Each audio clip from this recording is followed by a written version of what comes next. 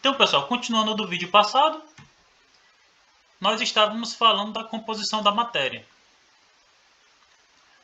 Falamos da composição dos átomos e estou lembrando a vocês que a corrente elétrica ela é feita a partir do movimento de cargas elétricas. Como os prótons eles ficam fixos no núcleo dos átomos, o mais comum é que a corrente elétrica seja formada por elétrons, que são negativos. Embora os elétrons sejam que se movimentam, ou seja, as cargas negativas, o sentido convencional da corrente é o positivo, porque na época não se tinha um modelo atômico muito bem definido e, naturalmente, você imagina que eles estabeleceram que tinha o polo positivo, o polo negativo e que a corrente elétrica fluía do positivo para o negativo.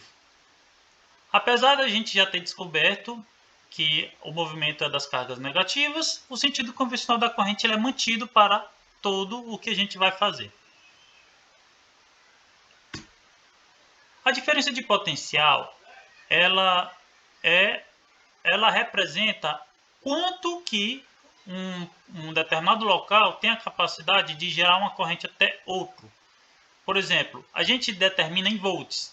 Você tem uma pilha de 1,4 volts, então ele tem uma diferença de potencial de 1,4 volts para produzir a corrente entre o positivo e o negativo. Se você colocar, vamos dizer, um pedaço de papel que tem uma resistência muito alta, essa diferença de potencial é insuficiente para fazer a corrente circular nesse papel. Por isso, se botar um fio de cobre que tem uma resistência extremamente baixa, ele vai conseguir produzir uma corrente elétrica saindo do positivo para o negativo. Só que se você tentar pegar um material que é aparentemente isolante, vamos dizer, você está com uma bota que isola até 1000 volts. Se você pegar e colocar um prego na tomada, na fase, e tiver calçado nessa bota e não tiver encostando na parede nem nada, seu único contato seja os pés calçados na bota com o chão e sua mão no prego na tomada, você não vai levar choque, porque a bota isola até 1000 volts. Se por outro lado você colocar os dois pés em um fio e as mãos em outro fio e a diferença de potencial for de 10.000 volts, isso vai ser suficiente para produzir uma corrente pelo seu corpo.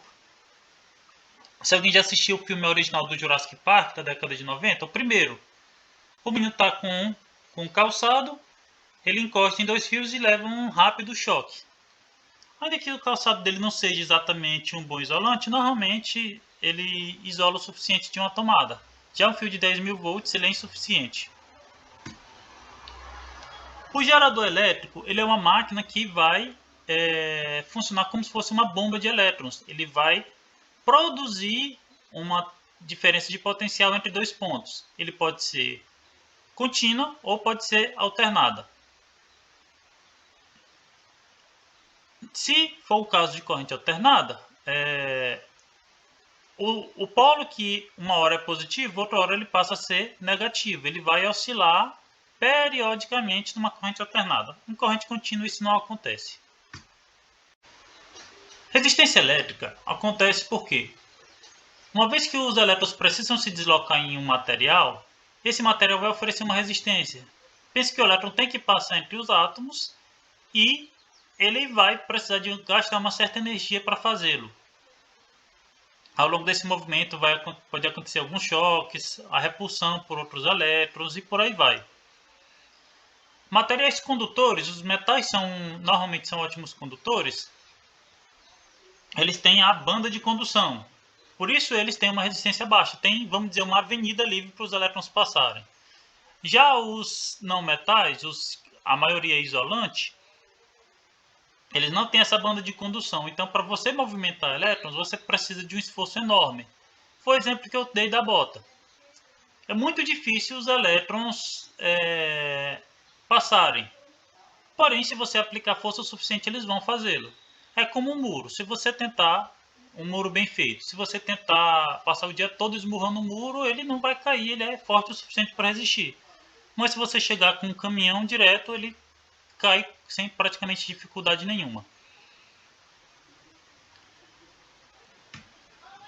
A energia elétrica, que a gente chama, ela é a quantidade de de potência dissipada ao longo de um tempo. Por exemplo, se você tiver um motor de 1000 watts ligado durante 2 horas, vão ser 1000 watts vezes 2 horas, que dá 2000 watts hora.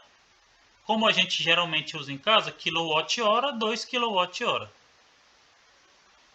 Se você pegar um chuveiro de 4,4 kW e ficar ligado durante 2 horas, vão ser 8,8 kWh.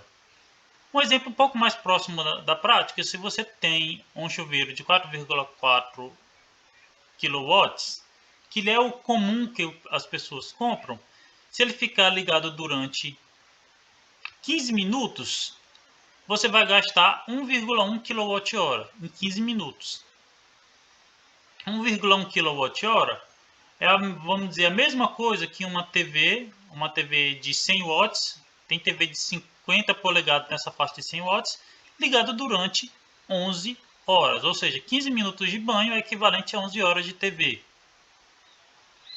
Um computador bom para jogo, bem feito, ele vai gastar de 150 a 200 watts. Então, se você pegar um computador de 200 watts, ele ficar ligado por 5 horas e meia, é equivalente a esse chuveiro durante 15 minutos. Aqui nós temos um exemplo de conta de energia. Ele mostra o consumo, no caso aqui, 210 kWh. Neste lugar aqui, nessa época, o quilowatt-hora era 41 centavos. Aqui, hoje, a Equatorial Pará, ela cobra uma faixa de 60 e poucos centavos por quilowatt-hora, que quando você coloca os impostos federais, estaduais e municipais, você paga na prática pouco mais de R$1 por quilowatt-hora. Ou seja, aquele chuveiro elétrico ligado durante 15 minutos, ele te custou um pouco mais de R$1 de energia.